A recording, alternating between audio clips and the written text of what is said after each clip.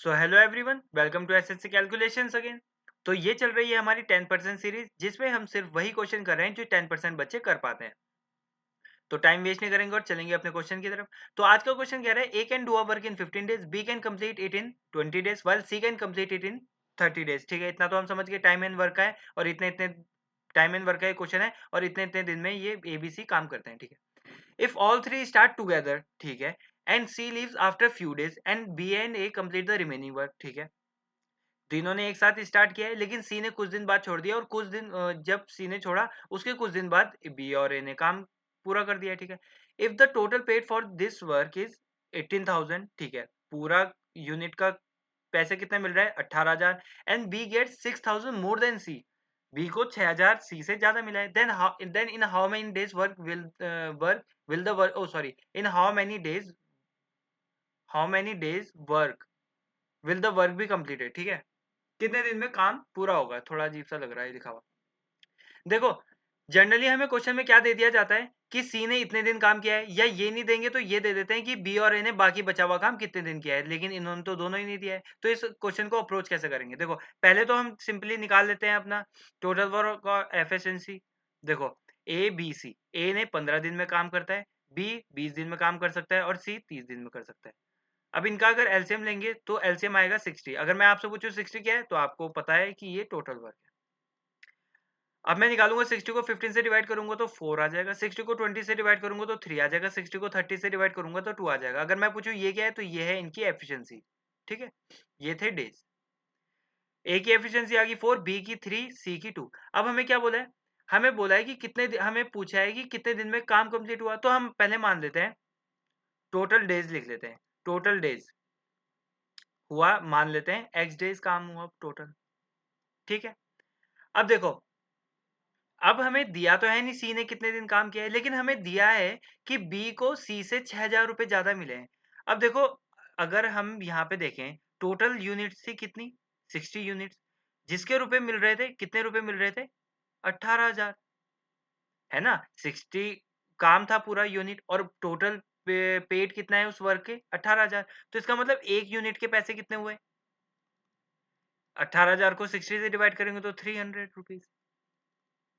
इसका मतलब एक यूनिट काम करने के, कोई भी करे, उसको 300 रुपए मिल रहे हैं एक यूनिट काम करने के, है ना।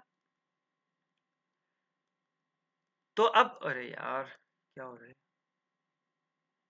ठीक है, तो अब अगर बी को 6,000 रुपए ज्यादा मिले हैं सी से, अगर आपको यहाँ पे लिखा हुआ है बी को 6,000 रुपए ज्यादा मिले हैं, तो देखो 300 रुपए एक यूनिट का है, तो कितनी यूनिट काम करना पड़ेगा जो उसे मिल जाए 6,000 रुपए, कितने यूनिट काम करना पड़ेगा।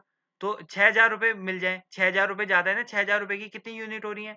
देखो, यूनिट 300 से किसको डिवाइड करेंगे, 6,000 को, तो कितना आ जाएगा 20। इसका मतलब 20 यूनिट बी ने ज्यादा काम किया होगा। भाई 6,000 रुपए अगर बी को ज्यादा मिले तो 20 यूनिट के ही तो ज्यादा मिले होंगे, 20 यूनिट बी ने क्योंकि ज्यादा काम किया होगा। तो इसका मतलब बी ने सी से कितना काम ज्यादा किया है, 20 यूनिट। ऐसे लिख सकते हैं, बी माइनस सी, है ना, बी में से अगर सी को माइनस करेंगे तो 20 यूनिट आ रहा है, लेकिन टोटल कितना है।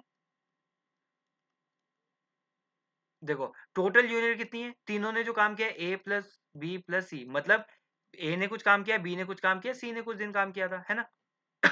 तो इनका इस ये कितना है, ये 60 है, टोटल यूनिट तो इतनी है। तो इसको थोड़ा सॉल्व करेंगे, सी से सी चल जाएगा, ये इधर ए प्लस ये 2 भी हो जाएगा, इधर प्लस करके ये आ जाएगा 80। ठीक, अब देखो, ये ए की एफिशिएंसी थी और ये थी बी की एफिशिएंसी, बी का वर्क, है ना। तो अब लिख लेते हैं, देखो बी का वर्क था, तो 80 हो रहा था, ये ना। तो देखो, अब कर लेते हैं, इसको ए की जगह वैल्यू पुट कर देते हैं। देखो, ए ने कितने दिन काम किया था, ए ने तो एक्स दिन काम किया था, लेकिन कितने की एफिशिएंसी से किया था, 4 की एफिशिएंसी से। तो 4 इंटू एक्स, ए ने इतना काम किया होगा, ये 2 लिख देंगे। और बी को कैसे लिखेंगे, बी ने कितने दिन काम किया था, बी भी पूरा दिन काम कर रहा था, इन्होंने तो पूरा लास्ट तक किया ना काम, स्टार्टिंग भी कर रहे थे, स्टार्ट भी तीनों ने साथ किया था, और सी ने छोड़ा, बी और ए ने तो छोड़ा नहीं। इसने भी एक्स दिन पूरा काम किया था, और लेकिन कितने की यूनिट से किया था, कहाँ लिखा हुआ होगा यहाँ पे, ये सॉरी, जो हमने निकाला है, बी की यूनिट 3 थी, तो 3 की यूनिट से काम किया होगा, तो इज इक्वल टू कितना है, 80। अब 4x हो गया है, प्लस ये 2 3 जा 6x हो गया, जो आ गया है 80। अब 6x और 4x होता है 10x, जो आ गया है 80। 10 को इधर से डिवाइड में लिया लेंगे, इधर 10, इससे सॉल्व होके आ जाएगा 8। तो x की वैल्यू क्या आ जाएगी 8। हमें निकालना क्या था, टोटल वर्क कितने दिन काम हुआ है, टोटल डेज क्या माने थे x, तो कितने दिन काम हुआ है, x की वैल्यू आ गई है 8, तो आंसर क्या होगा 8। ठीक है, आशा करता हूँ आपको समझ में आया होगा क्वेश्चन और क्लास अच्छी लगी होगी। ऐसे ही मैथ सीखने के लिए और अच्छे-अच्छे टॉपिक सीखने के लिए फॉलो करें एसएससी कैलकुलेशन 04 को। अब मिलते हैं आपसे नेक्स्ट लेक्चर में, तब तक के लिए बाय, टेक केयर।